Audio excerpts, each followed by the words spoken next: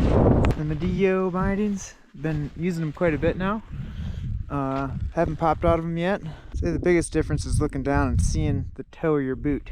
Little pins and those little holes keep you in the ski. It's pretty amazing.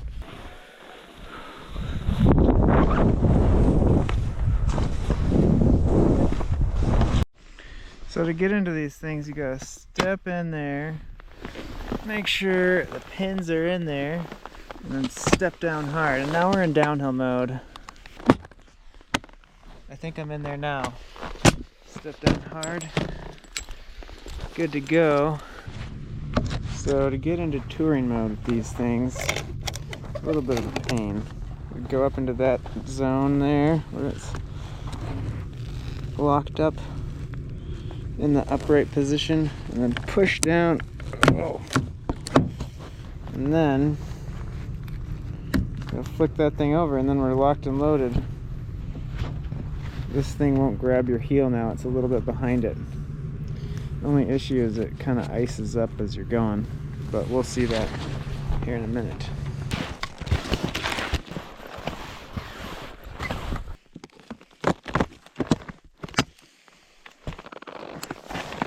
It's time to get ready to go down.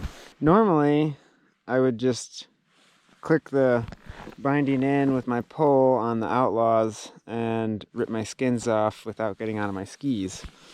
And these are a little different. I showed you that little thing that keeps the heel piece down, allowing you to be able to move freely without locking into the duck butt holder, I guess. So I'm gonna have to take my skis off.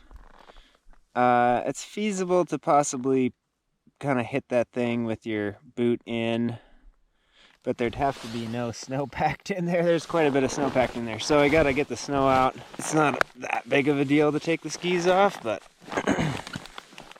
it's not my favorite thing to do.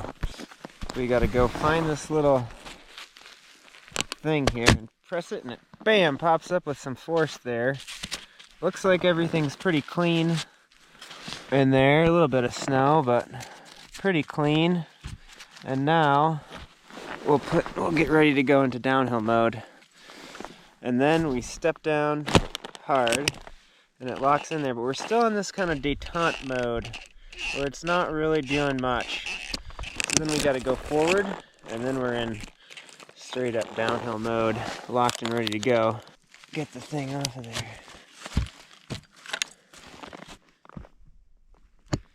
Come on.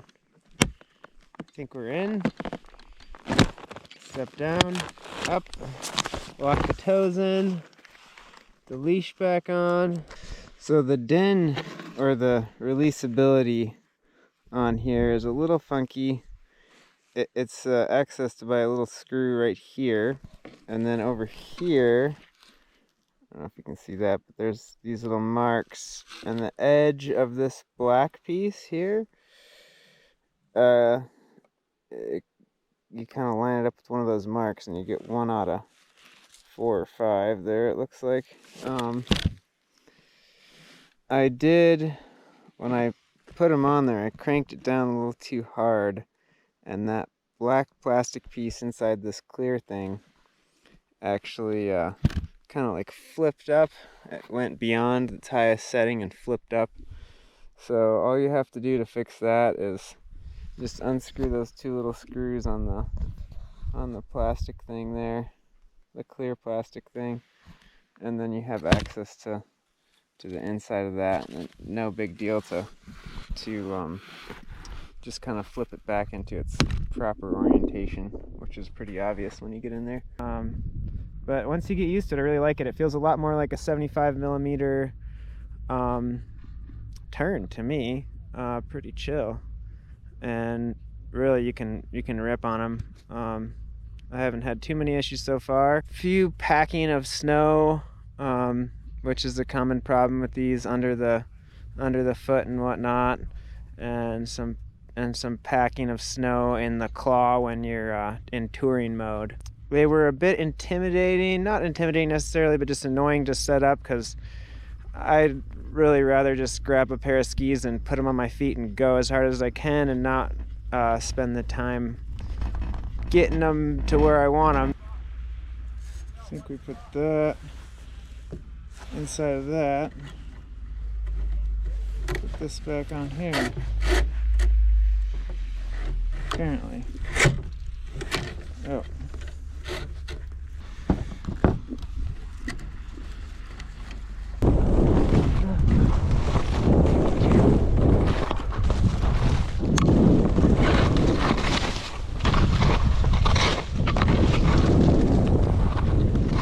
So I've been skiing on these things all day in a variety of conditions, and we got a little bit of ice buildup down there and a little bit up here too.